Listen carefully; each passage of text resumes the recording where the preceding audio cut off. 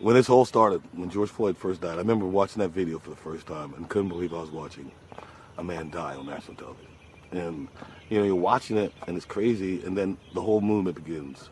And I'm cynical because I've seen so many times where people got upset and we're in the streets and we're marching and, you know, and all that stuff's happening, and then 3 months later we're back to the same spot. You know, when it first happened, I was talking to some people and I was just like, okay. But now this just really seems different. And for the first time, I mean, as the more and more goes on, it just seems like different. It seems like so much of the country really wants some kind of change. Don't know what we're going to do, don't know how we're going to do it, but they want some kind of change. And so for me, it feels different, and I hope I'm right. I think about what someone said to you about the Grand Ole Opry, because you joined the Grand Ole Opry.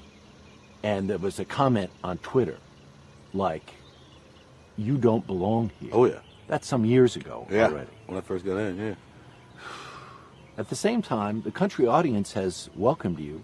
I mean, Lord knows. Yeah. Packed stadiums, platinum albums, everything you could possibly hope and dream for. Yeah.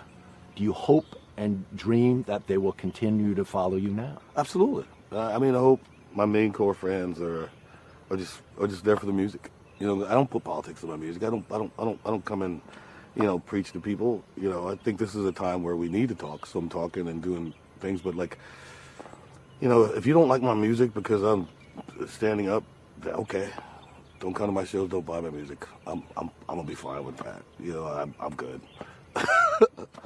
Is it a relief in some ways that this thing happened? And maybe it feels to me, maybe I'm imagining this, but some of this has been on your mind for a long time. Oh goodness, yeah, forever. I mean, this has been on my mind my whole adult life. You know, when you're a kid, you go through your life and you live it, but then you get an adult and you have to sit around and start thinking about things and really seeing the world. And yeah, it is kind of relief for me to be able to talk about it and just be at that point in my life where I just don't care anymore. You know, I mean, things have to change, and if I can help to change a little bit, I think it's, at 54 and all the stuff I've done, I think it's time for me to help with that change. So you wrote a post, and in part it says, "As an American, a father, a son, a brother, a singer, a man, I've faced racism my whole life from kindergarten to the life I live today. Racism is not a born thing, it is a taught thing. It is not a strong belief, it is a weak belief. It's not a financial issue, it's a hatred issue." When those words were coming out of your fingers and onto the paper, what was that like? That all I was writing my life, you know, because racism, you think, you know, you become a rich black man, you think racism goes away. It doesn't.